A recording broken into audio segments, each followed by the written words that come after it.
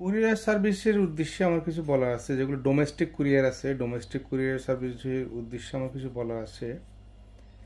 দেখেন, আমি আমাদের আমার গ্রামের বাড়ি চিটংয়ে, লোহাগাড়া থানা চুনতিতে।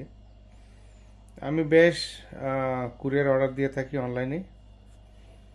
তো এর মধ্যে কিছু কিছু কুরিয়ার আমি দেখলাম তারা আমাদের বাসায় এসে ডেলিভারি দিয়ে যাচ্ছে। আবার কিছু কিছু কুরিয়ার আছে, তারা বলতেছে যে অমুক জায়গায় আসেন, অমুক জায়গায় এসে আপনার কুরিয়ারটা নিয়ে যাবেন।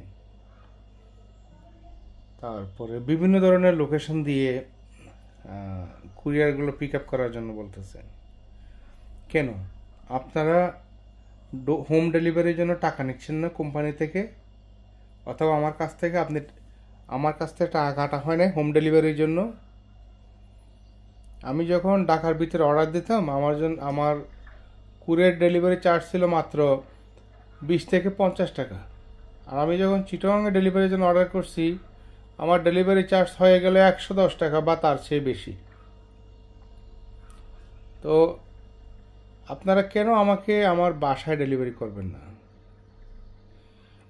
এই যে আপনারা যে কন্ট্যাক্ট করতেছেন আমার সাথে, আমার কাছে তো সবগুলো রেকর্ডও আছে, কল রেকর্ড। আমি যদি এখন ভোক্তা অধিকার আদালতে যদি আমি মামলা দিই আপনাদের নামে, আপনারা ফেস করতে পারবেন? এই যে পাঠাও কুরিয়ার নামে একটা কুরিয়ার আছে, আমার 2-3টা পার্সেল এসে হোল্ড হয়ে আছে প্রায় 3-4 দিন ধরে। গতকালকে আমাকে ফোন দিয়ে বলে যে আমার পার্সেলটা ইটারি থেকে নেন, আমার পার্সেলটা সাতকানিয়া থেকে নেন, আপনার পার্সেলটা সাতকানিয়া থেকে নেন, অথবা আমি চুনতিতে আসবো, আপনি এসে নিয়ে যাইয়েন। এই যে দেখেন, আমরা পুরুষ মানুষ বিভিন্ন জায়গায় ব্যস্ত থাকি, এদিক থেকে সেদিক, সেদিক থেকে এদিক। এটা যদি আপনারা হোম ডেলিভারি না দিতে পারেন, তাহলে এই পার্সেলটা তো রিটার্ন যাবে। এতে কে বেনিফিট হবে, কে লুজার হবে বলেন?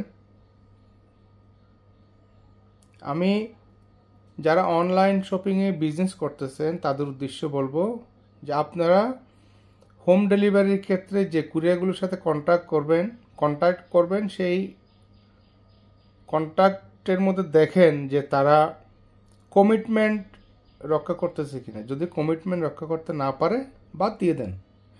কেন, আমি তো আরও অনেকগুলো কুরিয়ার থেকে পার্সেল রিসিভ করি। যেমন স্ট্রিট ফাস্ট একটা কুরিয়ার আছে, স্ট্রিট ফাস্ট কুরিয়ার থেকে আমি পার্সেল রিসিভ করতেছি, তারা এখানে এসে আমাকে পার্সেল দিয়ে যাচ্ছে। তাহলে পাঠাও সার্ভিস কেন পারবে না, বা অন্য কোনো সার্ভিসের মতো কেন তারা চলতে পারবে না? এরকম হয়ে থাকলে আমরা অনলাইনে প্রোডাক্ট অনলাইন থেকে আনা বন্ধ করে দেব।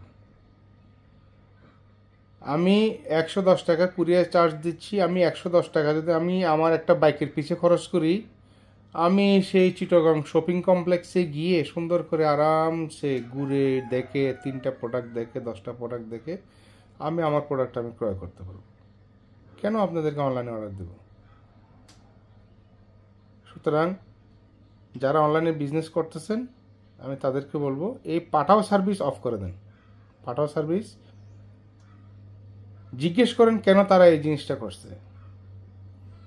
আমার কাছে প্রমাণ আছে, যদি আপনারা কেউ প্রমাণ চান আমি প্রমাণ দিয়ে দিব যে পাঠাও সার্ভিস আমাকে কল দেওয়ার পরে তারা আমার হোম ডেলিভারি পার্সেল কোথা থেকে রিসিভ করতে বলছে, আপনারা সেই অডিও রেকর্ডটা পেলেই বুঝতে পারবেন। আপনারা তাও যদি ডাউট থাকে যে এটা বানানো অডিও, তাহলে একটা নাম্বার আছে, যে কনভারসেশনটা হয়েছে সেই নাম্বারটা আপনারা দেখেন, ওই নাম্বারটা কে ইউজ করতেছে তাকে জিজ্ঞেস করেন কেন তারা হোম ডেলিভারির নামে তারা বাজারে মাঠে ঘাটে ডেলিভারি দিচ্ছে। এটা তো একটা রিস্ক, আমাদের জন্য তো রিস্ক একটা।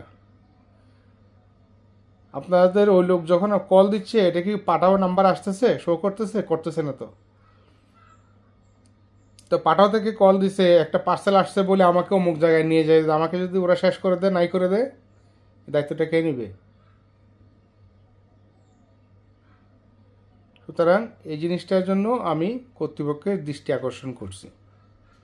এতেও যদি কাজ না হয়, আমি আইনের আশ্রয় নেব। আপনাদের এই পাঠাও সার্ভিসের বিরুদ্ধে।